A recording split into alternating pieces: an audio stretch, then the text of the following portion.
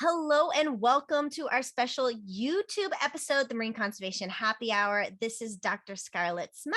I am your host, Dr. Kraken. How you doing, Dr. Kraken? You got a rebel shirt on. Yeah, I am. Let me just stand up here. I have my Rebel Alliance ice hockey shirt from the Hoth team. Because, you know, when you're on a frozen planet, you need a bit of entertainment. So, of course, they started an ice hockey team.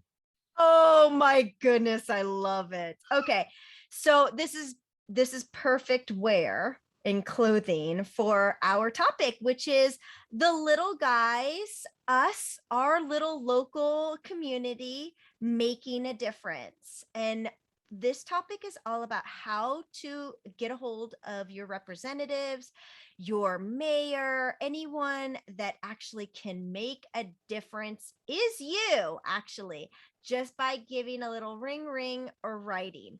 And the reason why we're having this whole episode on this is because it can be very intimidating, can't it? Oh, yeah. I mean, a lot of people don't think about local government as an avenue to try and get conservation action. And very often it's really hard to get like a senator to change their opinion because, you know, they have like big corporations talking to them who can offer them lots of money. But your local lobbyists, but your local government, now that's a different matter. That's a different matter. Okay, so I want to tell you my experience on this. So some construction company just bought this like a big acreage of land over here, beautiful oaks kind of near my house. And everyone really enjoys this area. It's not a park. It's, it was owned by a restaurant. It was owned by a restaurant and they were bought out. This company wants to tear everything down and put more apartments up. And I'm telling you right now, we're having too many apartments in this area that it's becoming too much of a problem. But everyone rallied, like everyone in this little area. Okay. We got on our neighborhood app. I think it's called Nextdoor app. And everyone was like, please contact the mayor, let the mayor know that you don't want these trees to be torn down, And there were so many people that were like, it's worthless. It's useless. It's not going to happen. The big company is going to win, blah, blah, blah. It's pointless to even try to get a hold of them. Okay. I felt very passionate about this. And I went on really quickly. This is how easy it is. You just go on your Google, you go to contact your local government. Bless you.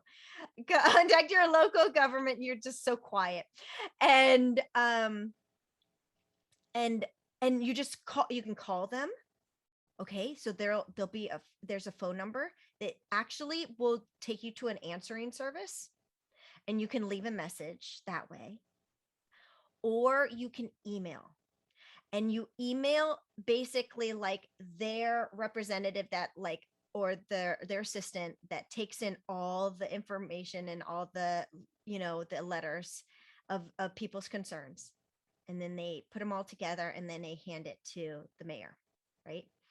There was a flood. It was a flood. They had so many people contact them that when they had a hearing, okay, so that's the thing, they always have to have a hearing. So they have an open hearing where everyone can come in, and if you don't want to go to the hearing, that's fine, but just make sure you send that letter in, right, or that phone call in before the hearing happens. So they didn't get approval from the city because there were too many people that were angry about them cutting down the trees. So we actually won. The locals actually won. And this is what I'm trying to say, is that you have so much power. You have so much power when you see like some pollution runoff, when you think that you need to have more seagrass in your area, coral restoration, all of these kinds of conservation efforts. Boop, boop, boop, boop, boop. Contact your local government. Mm-hmm. Absolutely, because just a small number of people can make a really, really big difference. Because usually these things are just completely empty, apart from like one or two lobbyists, who are involved with the construction project and they're people that they brought in. So if they Yes. hear from people from the actual community, Yes. and It means so much more. those people are honest and also make a good, well-reasoned, logical argument, because we've probably seen a lot of videos of some local hearings where they have absolute Looney Tunes get up and spout absolute rubbish. So someone coming up going, no, actually, fact, fact, fact, fact, fact, my personal opinion, my personal opinion, my personal story, makes a big, big difference.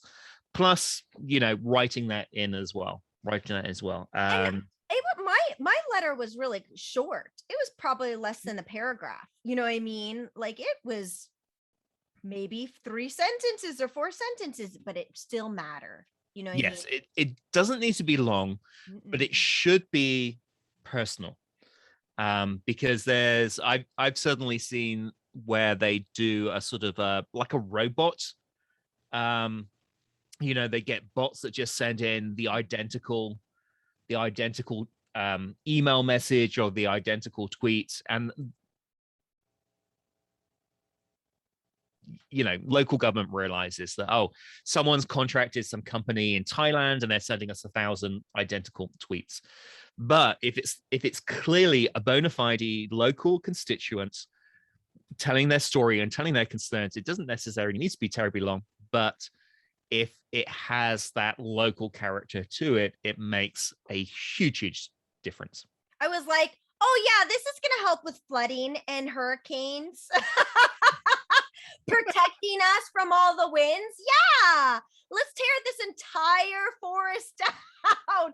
So then all the wind can just go right down this street and cause tornadoes, because that's exactly what happens down the road, because there's no buffer. There's no buffer. It's this perfect little tunnel that all this air can just accumulate, and there's another, and it's always the same spots that we get these little tornadoes. It's like the same spots. Absolutely. So I mean, you've got a really good argument there. You're pointing it out, you're showing your passion. What you don't do though is be rude and offensive. I wasn't. Yeah. Because that's one of the ways that the government can actually just ignore and delete if you're offensive, because they get trolls all the time. And they're literally told, that's like sort of one of the exemptions for government as well, that if people comment, because of the Freedom of Information Act, even if you go to like a local council's Facebook page, if you make a comment and it's a reasonable comment and it shows that you have a concern, they should keep it, because it is part of the public record. It shows what the constituents think. But if you're abusive, if you're rude, if you're racist, blah, blah, blah, they can delete that, because that, there is a line.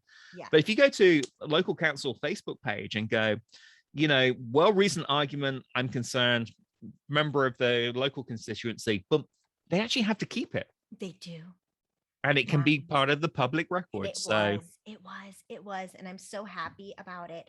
So the only thing that we need to worry about is the company poisoning the trees. So I basically, or a lot of us joined this local group that is like a tree hugger group that is going to be watching and monitoring the trees and its health. And they've already contacted the mayor saying it's very possible that these trees will get sick in a few weeks, because the construction company is like, well, if they die because they're sick, then we can cut them down. So it's just little things like that. So join your local wonderful organizations. There's lots of like environmental huggers around that are doing what they're trying to do. I'm in one of them, so maybe you'll meet someone like me. And yeah, just know that you have a lot of like support. There's lots of people that feel the same way that you do, and you have a lot of power. Yeah, the comment you made is actually a really good one, which I want to come back to, because that happens so often where because government moves slowly, and then developing companies will just go, well, let's just bulldoze this down, or let's just poison this lake, or let's just destroy this archaeological feature. And that happens a lot in the UK, where they have a lot of paperwork and they have a lot of local people who have concern about natural history, birds, actual history as well. And so what you need to do is really highlight that and go, if something mysteriously bad happens, they should absolutely be kicked off that land. They should have no permission. Boom. It has to be restored. It has to be put back pristine. You don't just go, oh, well, all those trees are gone, so we might as well just have, concrete it over. That just rewards the bad players. So that has to be sort of highlighted as, no, you can't reward people for breaking the law. There has to be a punishment, and that could include fining them, making them buy up areas that then become a park, etc., etc., etc. You're fired up today. I definitely feel that. In our last conversation, you're like, this is not okay. This is not okay. This is not okay. And now here we've got another rant, and I'm loving. I'm feeling the Kraken rants today. I'm like, well, this is something that my mother used to be a sort of local level politician back in the day, and this is one of the things that she used to get very het up when she was out doing like the protests, and she stood for local government. And yeah, actually, you two would have got on really well. Oh my gosh. Both into woo-woo stuff. Yeah. As you see, I'm very woo-woo today, because we're going to be going Facebook Live today, and we're going to be talking about female scientists. So I have the moon to represent the female, and I've got and what do you think about when you think of women? Earth.